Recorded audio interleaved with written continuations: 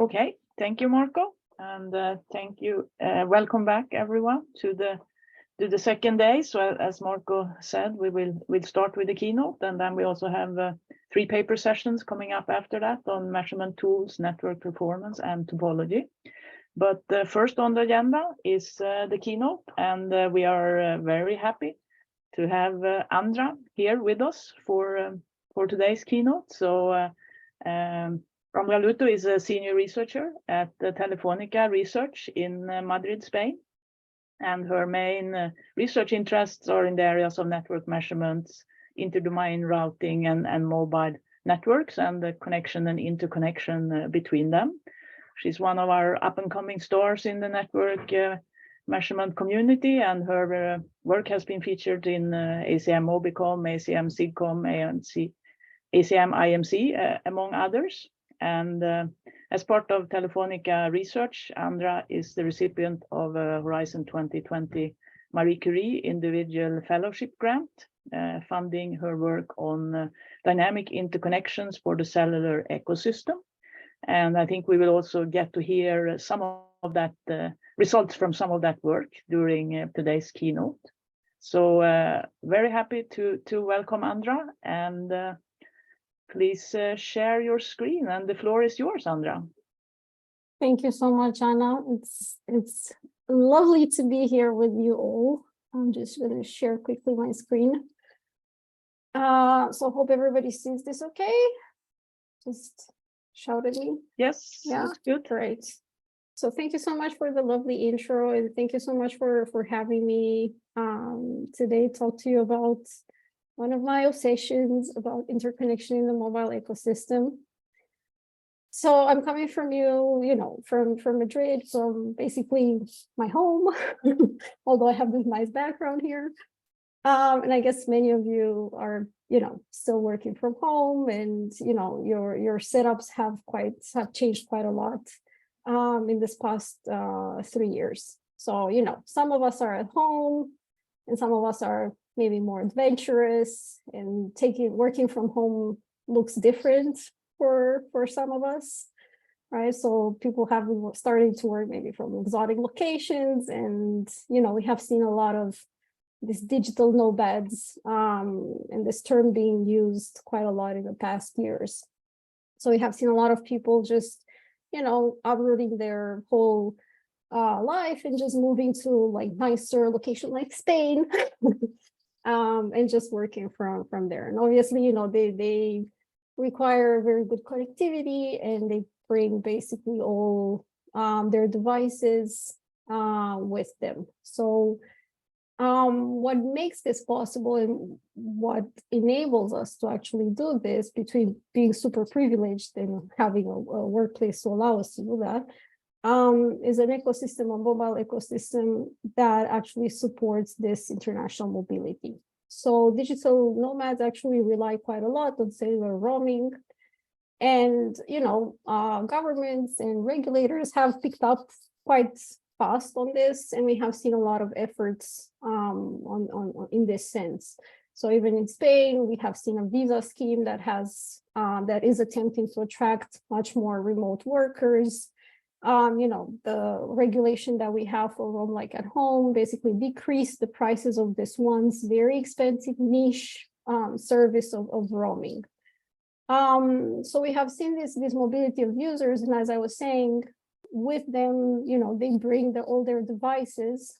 So IoT has also been, benefiting from this quite a lot.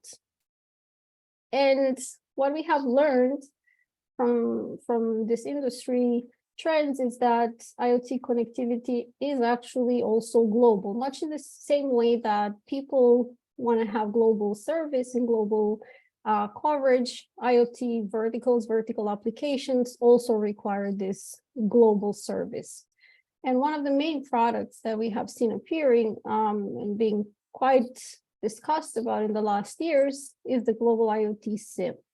And this essentially connects devices all over the world, and it's also powered by international cellular roaming. Now, IoT verticals And IoT devices don't necessarily tag along with people. So there are IoT companies that have also, found this very nice feature of the mobile ecosystem of international mobility and decided to exploit it specifically only for IoT devices and IoT verticals. So what do I mean by this? By things that are also roaming.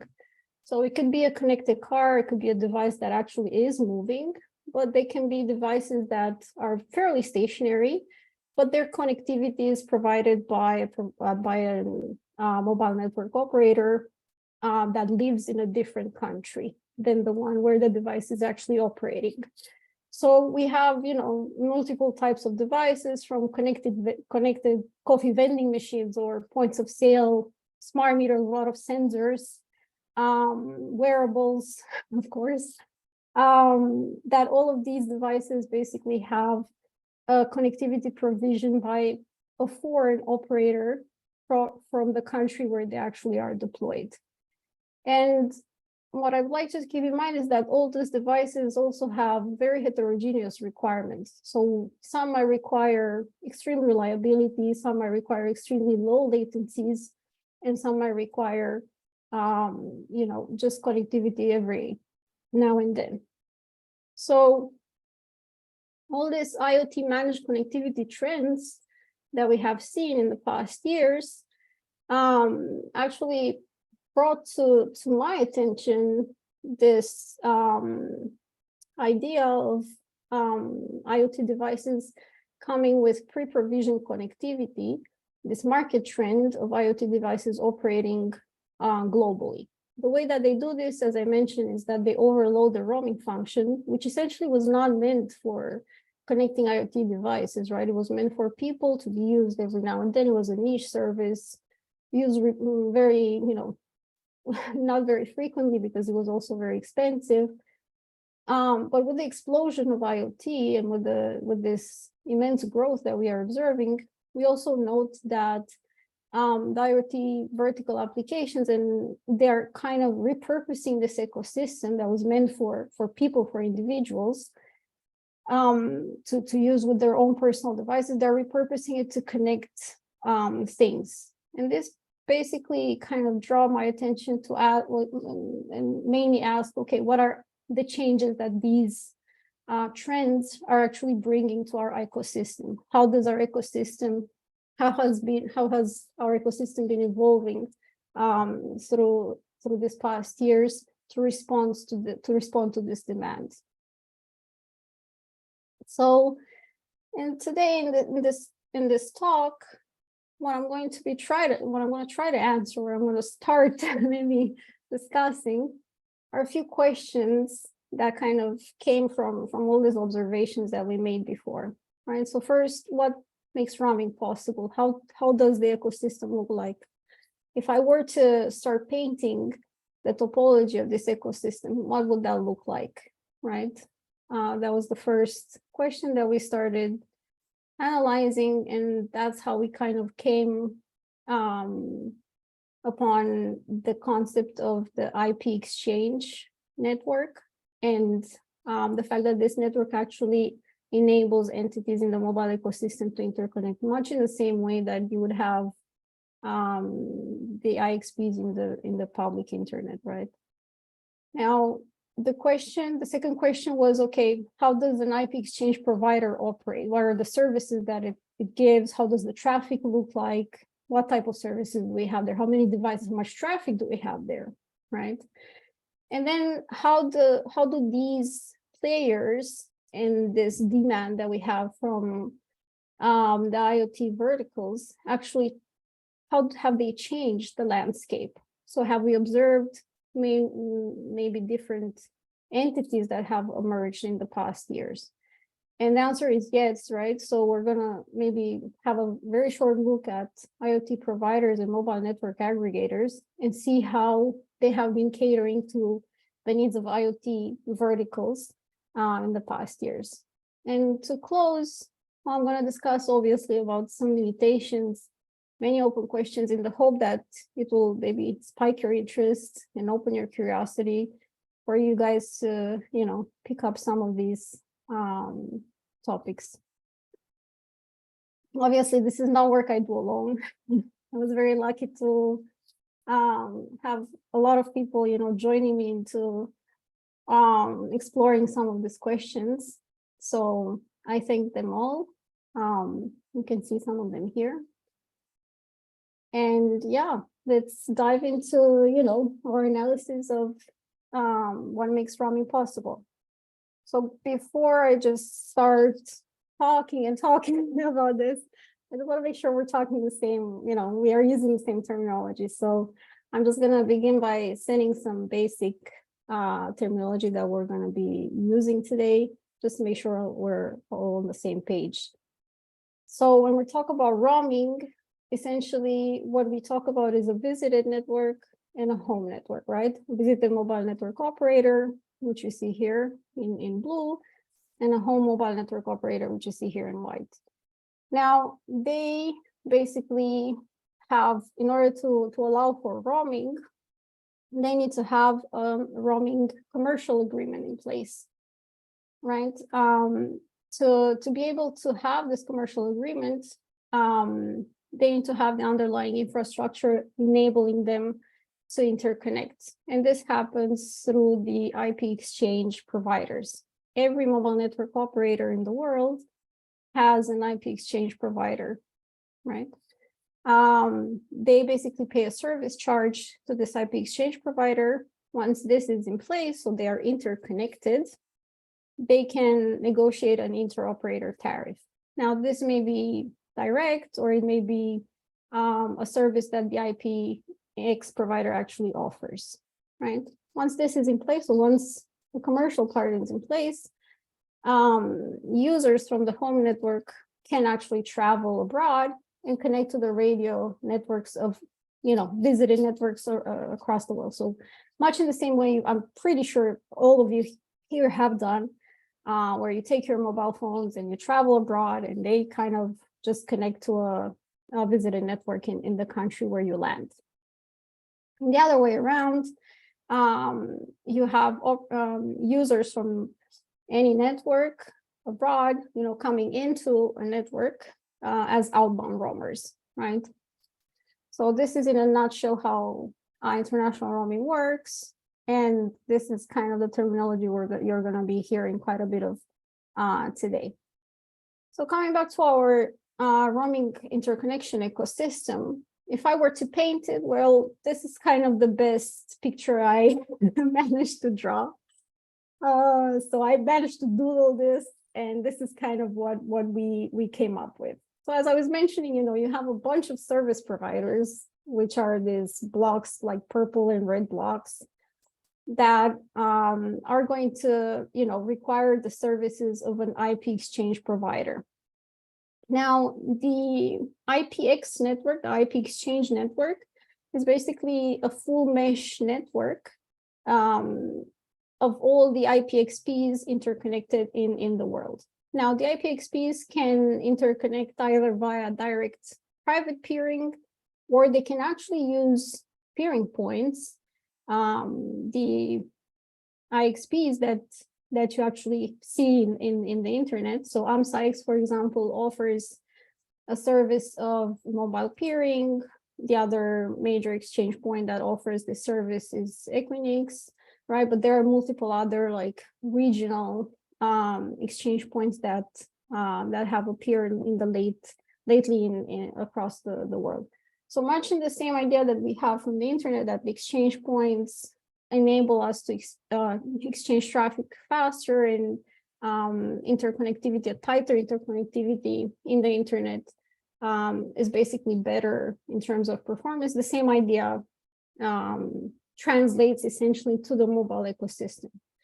However, one major point that I want to make here is that all this IPX ecosystem is sort of like hidden, right? It's a separate ecosystem that is not part of the public internet. And if I were to want to measure it, end-to-end measurements wouldn't really tell me much about it. So then you're going to ask me like, oh, Andra, why look at this then? Because it's this weird thing, why look at this? How much traffic can it have? So actually just going back, 10 years, the one talk I was able to, dig out from RIPE 66 in 2013, actually from AMSA-X, was showing the levels of traffic that were flowing through their mobile interconnect. They were quite low, right? So below 1 gigawatt per second.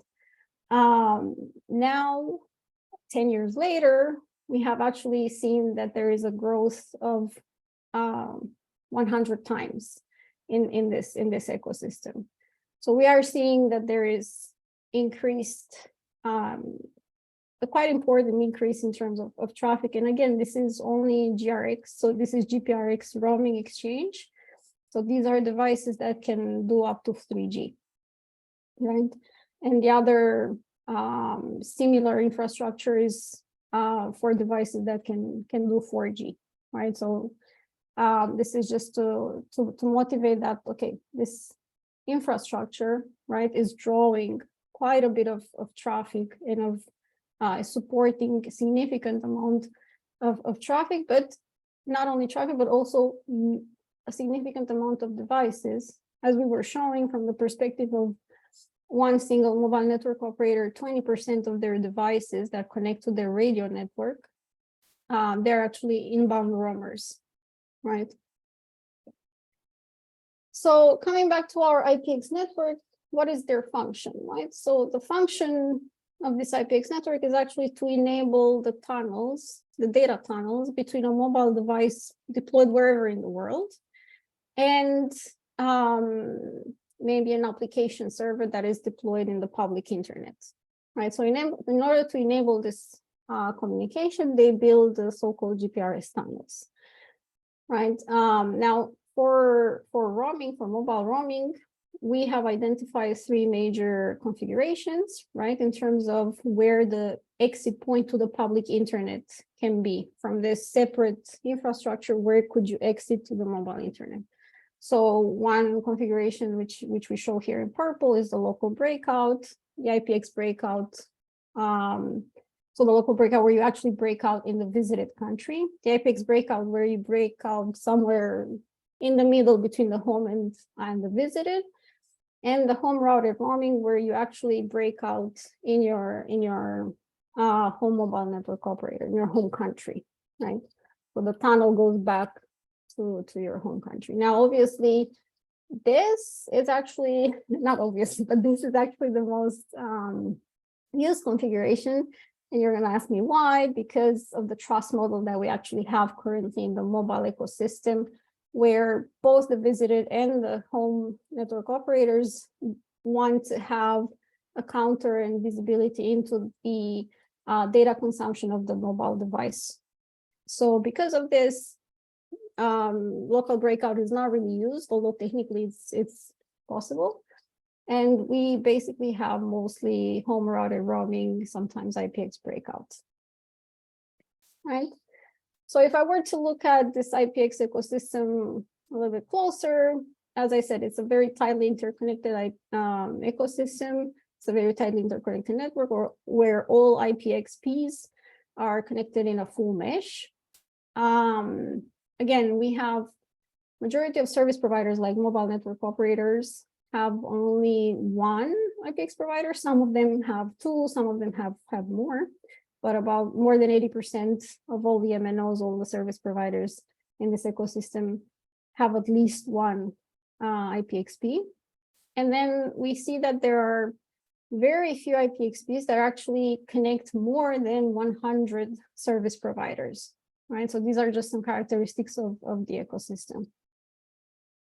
Now, if I want to actually look at how, what type of devices connect and how some characteristics of the traffic, there are not many options. As I was mentioning, end-to-end measurements are not really an option here. So what we actually ended up doing in order to get more visibility and to understand better how these entities function, we tapped into the IPX provider of a large telco operator that has a global footprint. This is the global network of the telco provider. On top of this global network, they offer the IPX provider as an overlay. The IPX infrastructure has 4 major points, signaling points, in Miami, Frankfurt, Madrid, Puerto Rico. What we have done is actually place a probe in these signaling points and reflect it back to a data collector. Now we only reflect information related to control information actually related to data connectivity. And we look at LTE diameter signaling, SCCP signaling for 3G, data roaming, so GTP signaling. And specifically, we are able to differentiate IoT devices here. So diameter and SCCP are basically protocols that enable the conversations between core networks, visited and home core networks, to enable the device that is traveling to connect to the radio network of the visited network, right? So in order for a device, when it lands, to connect to a visited network, it first needs to be authenticated. It first needs to be, verified that there is a commercial agreement that, the visited network is accepted by the home operator. And all this conversation, all these dialogues happen with the help of these protocols, right? So we were able to collect this for about 4 months and sort of start to analyze. And I'm going to show you what we can say with this traffic, right? So only with the control traffic, with these conversations between the visitor and the home network operator, first thing we can do is build mobility patterns. So which is the home, which we show here in these matrices from December 2019 and July 2020 on the x-axis, right? So on the columns. And then in the rows, you actually have the visited country where the devices are actually deployed. So for our IPX provider, some takeaways here are that the IPX provider has 2 major hubs, UK and US. So devices are provisioned by networks, by a home mobile network operator and deployed mostly in UK and US. That's basically what we captured in our sample. Some devices are provisioned by a Dutch operator. Actually, when we were looking closer to this, these were, a bunch of smart meters that were deployed in this case in UK by a Dutch operator. And also, this mobility matrix not only captures this IoT commercial trends, but also population mobility. So we were able to capture from this data set, the population mobility between Venezuela and Colombia, which is one of the most active borders in the world. And I mentioned that we were able to separate the IoT devices, and some of the characteristics of the connectivity of IoT devices are quite different from smartphones. So if you look on the upper part here, in the x-axis, we show the roaming days. On the y-axis, we show the user count. You actually see that in a 14 days period that we analyzed, IoT devices were connected in majority for at least 14 days. So their roaming is mostly what we call permanent roaming. Whereas, smartphones that are primary devices for people kind of travel with the people back home. Also, in terms of traffic that they generate, we see that IoT devices generate much more signaling traffic than smartphones. So if this is, you get this just by comparing the red area in both the 3G signaling and the 4G signaling plots here below, with the green sort of area, which corresponds to smartphones, right? And so we see that across these technologies, IoT devices generate, order of magnitude more signaling traffic, but not so much data traffic, which poses a question because actually billing is done for data traffic transferred, not so much signaling. Signaling is for free, right? So the conclusion we draw here is that IoT devices are actually putting an important load on this ecosystem, much more so than smartphones, in the conditions where, like, where this ecosystem was not designed for IoT devices. So with this in mind, then the question comes to, okay, how do operators, telcos, how have we responded to the requirements and the demand of IoT verticals, and has the ecosystem sort of changed in the past year? So the answer is yes. What we have observed is that new players have started to appear, so-called IoT providers, whose main business is actually to connect these IoT verticals.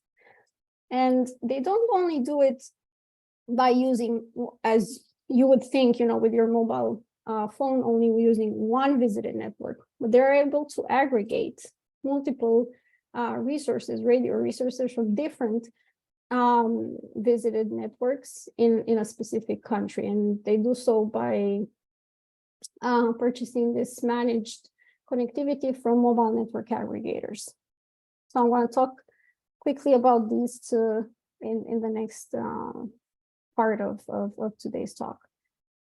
So essentially, the IoT managed connectivity service that IoT providers offer relies on a home mobile network, much in the same way we were explaining roaming, right? So they would rely on the core functions of a home mobile network, and then through the interconnect, they actually exploit the roaming agreements of this home network and enable different IoT verticals to connect to a radio provider anywhere in the world.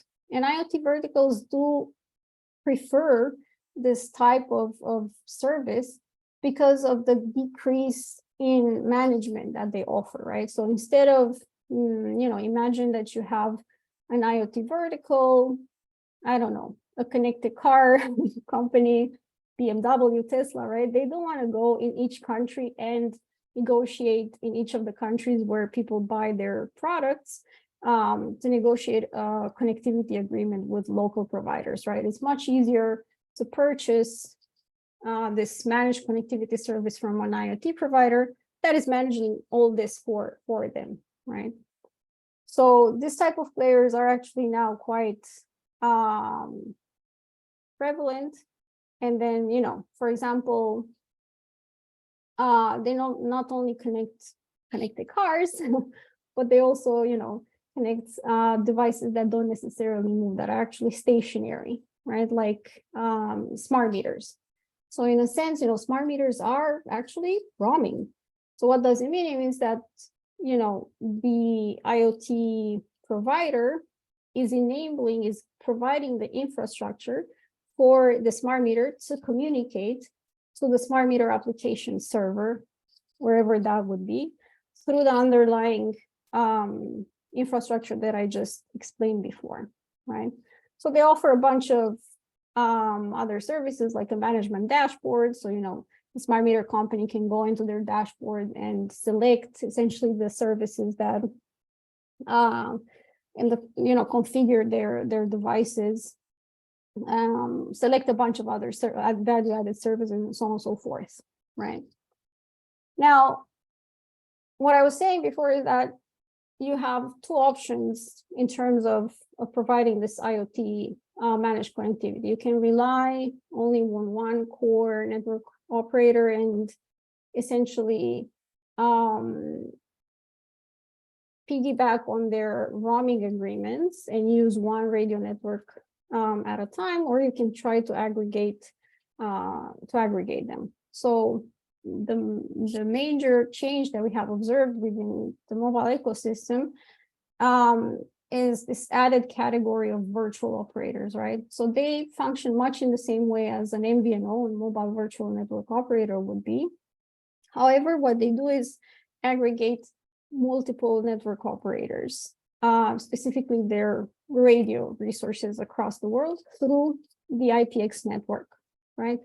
So what we have actually done is augment, essentially, this taxonomy of virtual operators to add the MNAs. So the mobile network aggregators, much in the same way as MVNOs, can be either light, where, you know, they just handle the sales part, right, the commercial part, but they use the core and the radio of a base operator, an underlying base operator. Or they can be a full MNA, where they run the sales in their own core network, and they rely on multiple other operators for their radio resources, right? So this was one of the major additions, right, changes that we have observed in the ecosystem. And it speaks to the importance that the roaming function actually has today to support this, you know, massive amount of devices. So you're going to ask me, okay, we believe you, but can you give us some examples? You know, what are these players? Can you tell us a few? Sure. And we actually looked at a few of the commercial players right now on the market, such as Google Fi, Twilio, who offers super SIMs and wireless SIMs, or True Phones, who is an M&A directed both to people and IoT. And our first question was like, okay, are they doing better than just normal roaming? Like, what do they offer on top of, say, me buying my SIM card and going with my mobile phone wherever, right? So just enabling IoT devices with a simple connectivity with roaming. So what we did is actually purchase SIM cards from these three major players, but also from other mobile network operators, just to use as a benchmark for comparison. We installed them in some Google Pixel phones, and then we just started spreading them to some people who were able to support and were willing to play with us doing these measurements. So in terms of the commercial MNAs, what we found based on these measurements, we were able to map the commercial providers to sort of this taxonomy that we have on here. All right, so Google Fi, for example, is a light MNA. It piggybacks on service from T-Mobile, Sprint, and US Cellular in the US. And then when devices are sent to Europe, actually its base operator is switched to 3 network. True Phone, we found that it's a light MNA. So it depends on different core mobile network operators. But it has it's actually quite nice because it has separate agreements with base MNOs in different countries and uses basically the roaming agreements of these operators. And for example, in Spain, it was using Orange because we measured it obviously in Spain. Now, Twilio is actually quite cool because it's a full MNA, so they run their own mobile core network and they run it on top of AWS Cloud. Their service is targeting IoT devices specifically. And in the US, they use as base operator T-Mobile, right? So with this 3 commercial operators, we basically got the SIM cards and we started testing them in Spain. And we started testing, page load time. We tested page load time in different setups. So you have here in this small table here in the right side, you have a setup that basically shows the way we measured the commercial SIM and the breakout point for that commercial SIM. So for example, we measured Fi over T-Mobile with VPN, because T-Mobile also, because Google Fi offers a VPN service, where the breakout point with the VPN label was in the US. We measure Fi over T-Mobile with no VPN, which means that the VPN was disabled. The breakout point was also in the US. We measure Fi over 3 with VPN. So the base operator was 3, but the exit point was in the US. Fi over 3 with no VPN, and the breakout point in this case was UK. True Phone with the breakout point in Europe. Twilio Super SIM with a breakout point in the US. And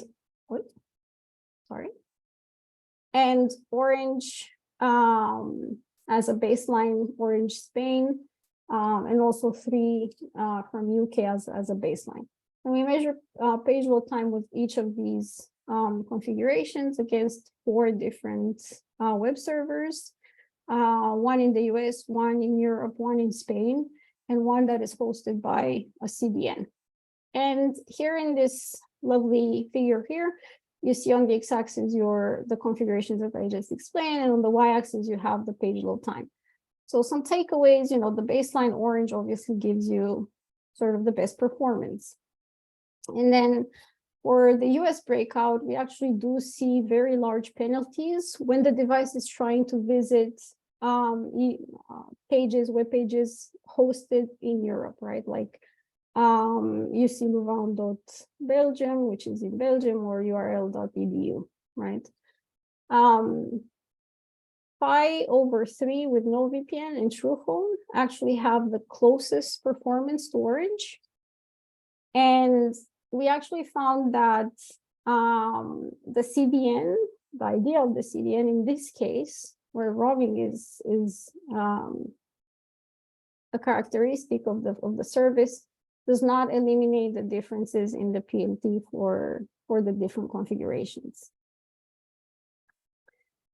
So this brings me to some of the limitations and open questions that we're still struggling with all this information, right?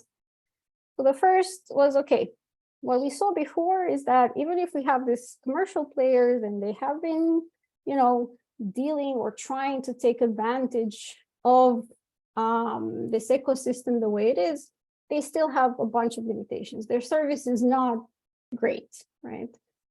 They're impacted by the home routed roaming, which translates to latency impact. They are impacted by the fact that, for roaming, you require a business agreement, and there is a specific trust model that is already in place that requires you to have this home routed roaming. So our question was like, okay, moving forward and thinking towards 5G roaming or beyond, how could we change this? How could we tackle this limitation? What can we do in this respect, with the requirement that we believe at this point is still mandatory, that home routed roaming for IoT communication is something that we cannot remove easily, right? So for this, what we've tested was the 5G control and user plane separation. So what we said is, okay, we cannot remove home routed roaming. It's something that we have to live with for now. So we're going to keep the control plane functions in the home network. And then what we are actually going to do by leveraging CUPS is dynamically move just the UPF, the user plane function, with the roaming user. We're going to move it as close as possible to where the actual device is operating. So we were able to play with this, obviously based on open source code that we have for 5G Core from Free5GS.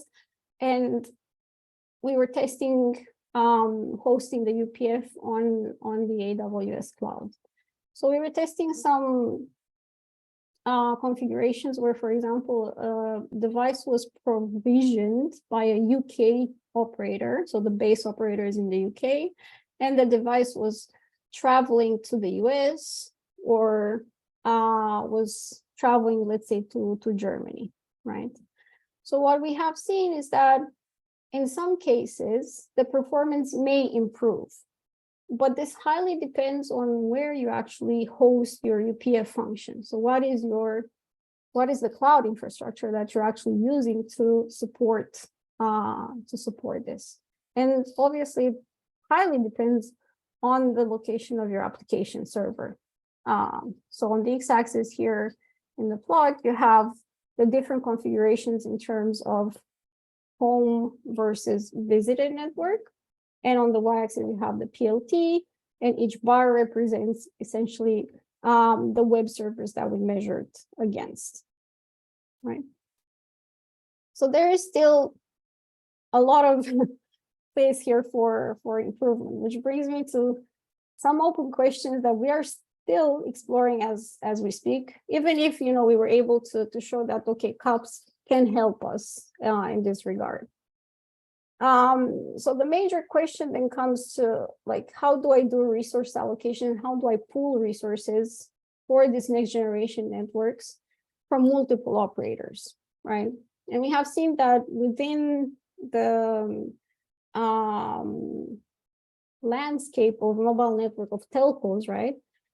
We have seen initiatives such as Camara, which was recently announced in the Mobile World Congress, where telcos have gathered together to build what they call the Telco Global API Alliance. So the initiative wants to put out consistent APIs allowing for drawing these resources, which may, you know, support these IoT verticals that we have looked at.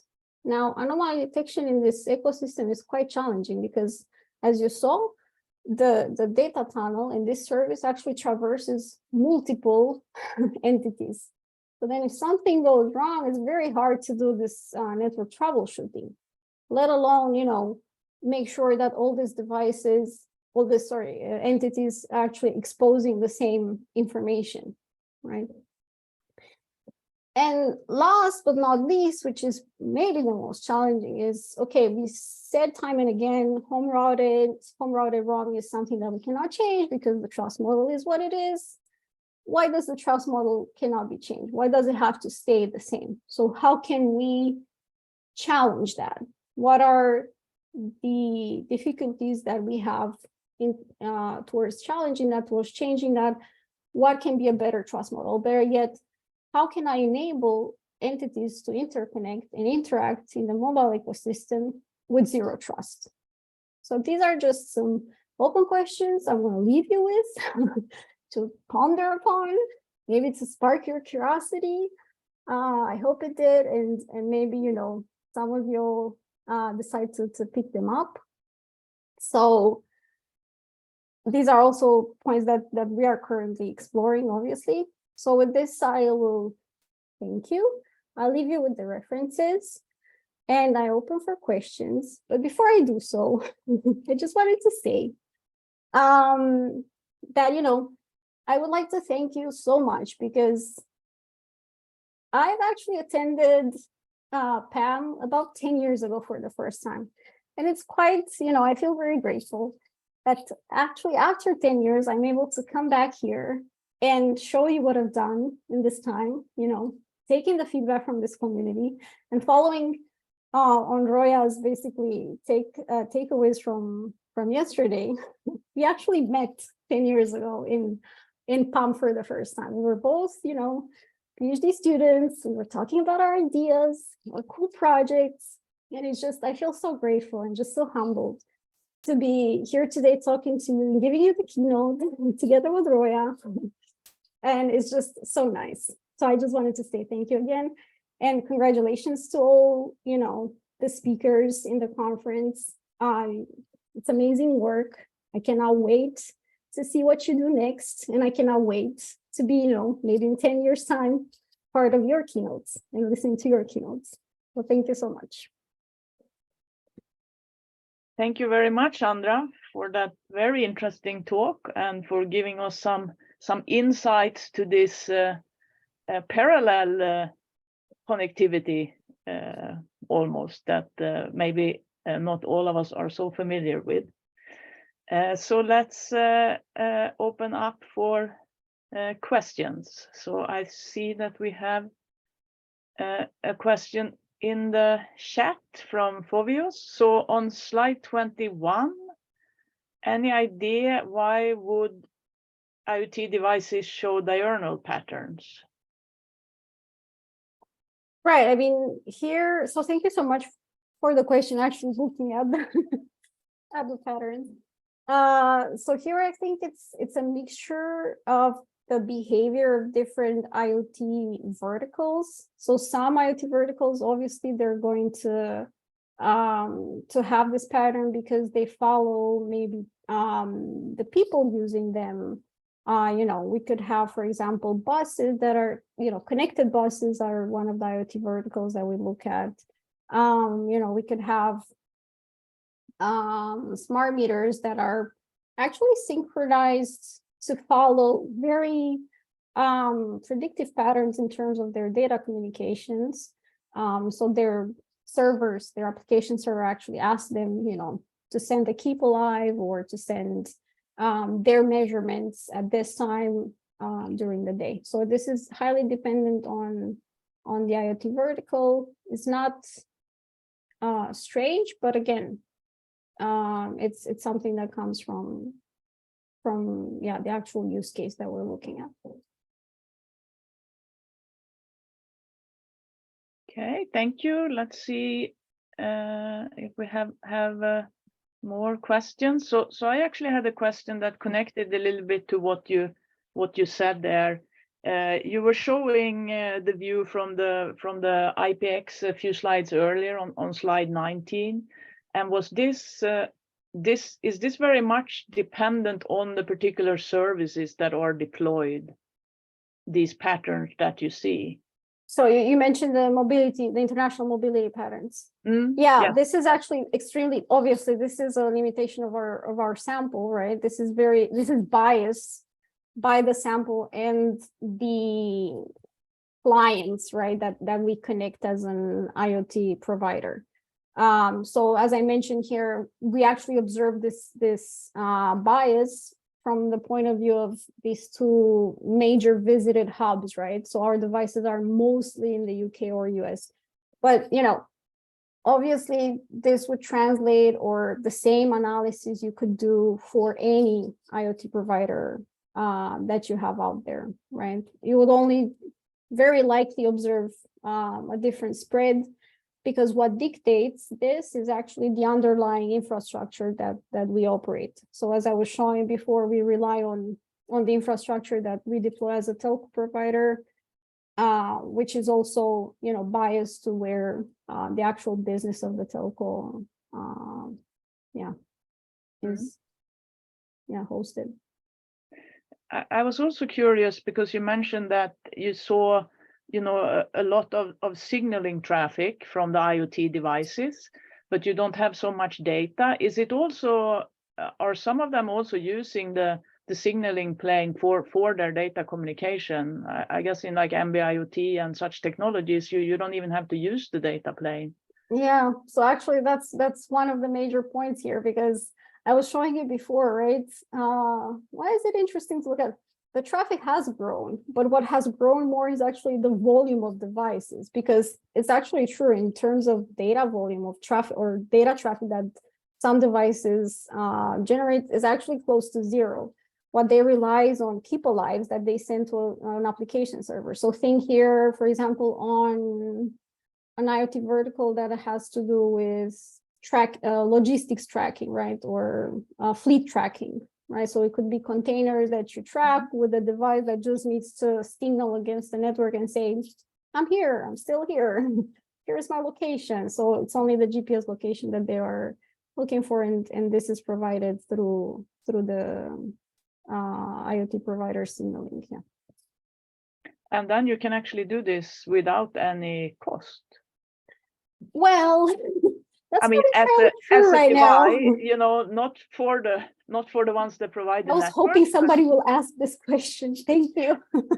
I have this slide, this sneaky slide.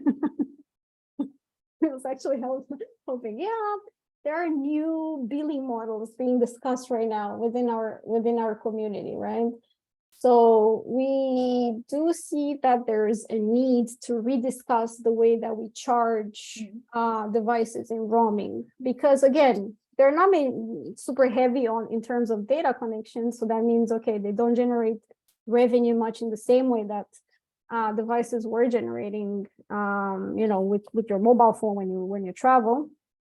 So then within 3GPP, we are actually discussing, okay, how can we enable this wholesale roaming model, where instead of charging for traffic, you're actually charging for the volume of devices connecting. I mean, this seems quite important if we consider, I mean, kind of extrapolating from what you were presenting, we may in the future have most of the IoT devices actually roaming, because this is convenient to just have one agreement, and then you're deployed worldwide. And then if you don't have to pay anything for for this connectivity, this may be good for the IoT service, but it, of course, I can see the problem from the network provider side.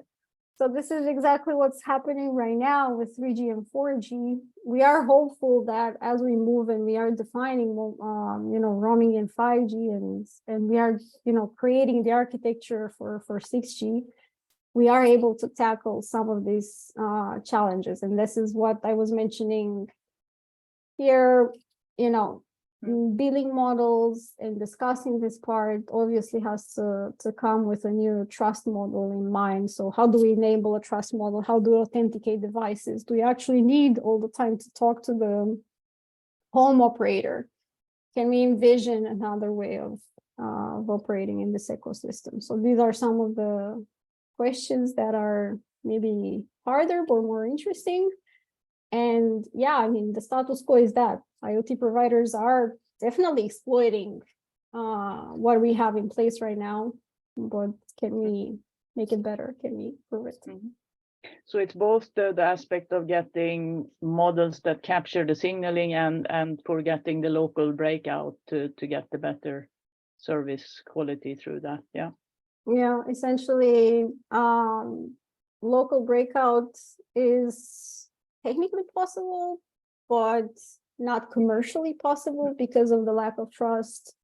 So how do I enable these devices to, connect, and these entities to interconnect with zero trust? So those are some of the more harder questions. Yeah, correct.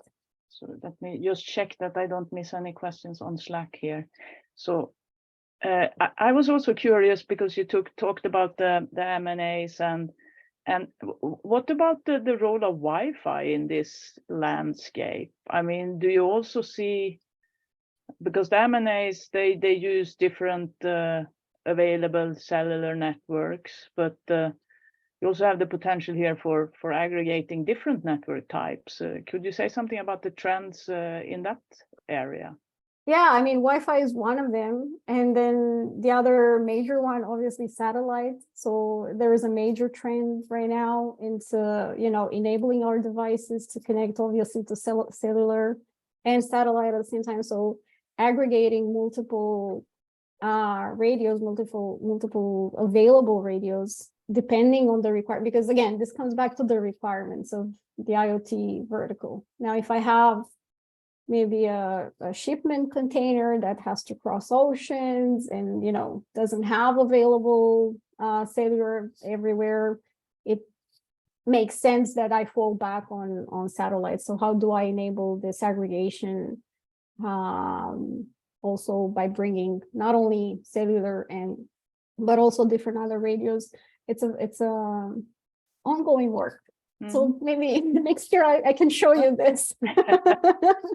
But I mean, I see this also, you have this discussion and the trends within the discussion for beyond 5G and 6G as part of that network. But as an M&A, I could also have agreements with both the mobile operators, with satellite providers, with Wi-Fi providers. So and that is kind exactly of happens on two levels. Yeah. I mean, actually, as I was mentioning, the shipment containers, our IoT provider, for that vertical does offer fallback on satellite. So does aggregate already the satellite fallback. Now the question is, can I enable this in a more open way? So we were discussing, for example, this API Telco Alliance. What would that mean for bringing these type of players in? And how could I make and open these resources to any IoT provider? Obviously, we as Telefónica are in a privileged position, but the idea is to open the infrastructure and allow for more competition in this landscape and better service at the end of the day. So I see we have another question from Fovius on Slack. So are the new mobile IoT technologies, MB-IoT, LTE-M, getting popular, or people still rely on SMS? Well, it's actually, this question is great, so thanks so much, because it actually speaks to, you know, the huge discrepancy between what we talk about in the research, you know, environment and all this beyond 5G, 6G. And then I come here and I put slides with 2G. So yes, people are still very much relying on SMS. People are still very much relying on 2G. We are trying to, you know, decommission these technologies. We are trying to decommission these networks, but still supporting quite a bunch of devices. So here, you know, we need to maybe push more, but also, you know, the turnover in terms of the devices deployed out there is not so fast. So as you would expect, you know, these devices are out there and they have like tens of years maybe of lifetime ahead. And these technologies, you know, as we are changing them so rapidly, they are very interesting. They solve problems.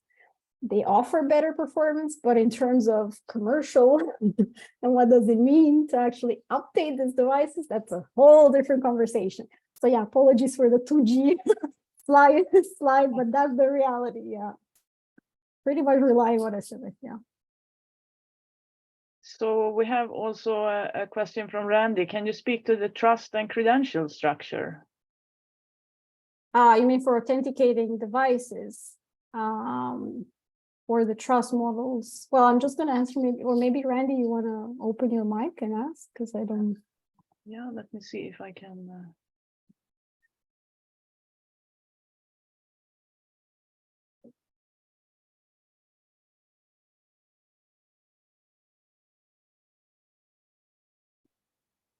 Do you want to ask, Randy? Carriers. So you mean there we go. Okay, sorry. Go ahead. The operators, the trustee. Hi, Andra, by the way, great talk. The trust model between the operators that has to be underlined to be able to even discuss the exchanges and peering, etc.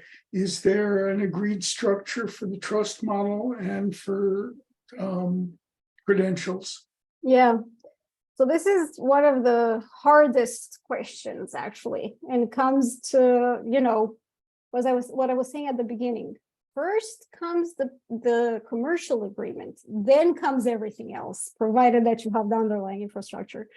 So the trust model basically means that right now, with the current roaming architecture, you need the home operator wants to keep tabs on the device, but also the visited operator wants to keep tabs on the device and count essentially the consumption.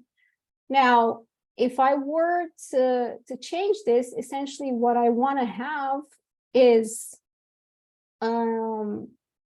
a way to verify me as a home operator that my device received the service that the visited operator claims, right? So I'm just gonna come back maybe here. I remember. Right. So in order to change this, what I need to have is a zero trust way for my home operator to verify that my device and the visited operator actually receive the service that the device sort of claimed and asked for being paid, right? So to change this, what we have been looking at are the potential of using distributed ledger technology, the idea of maybe decoupling the identity of the roaming device from the home core network. So much in the same way that we have, for example, the discussion around Web3, can we decentralize the identity of the device and decouple it from the core network? So I believe these are some hints towards some potential promising changes in the trust model. Now, if you're going to ask me how that looks like in terms of commercial and that's going to be accepted, my answer is I don't know. Thank you. Thank you. Great to hear you. Okay, so I think we are running out of time and we need to wrap up for the keynote. But thanks again, Andra, for this really interesting talk and for giving us some insights on the IPX ecosystem and your work. So a big virtual applause for Andra. Thank you all so much. And I do look forward to, listening to all the other talks, and yeah, reach me out if you have more questions. Thanks again for the invite. It was great to be here. Bye. Thanks, Andra. And we have the Slack channel if there are more questions. So please also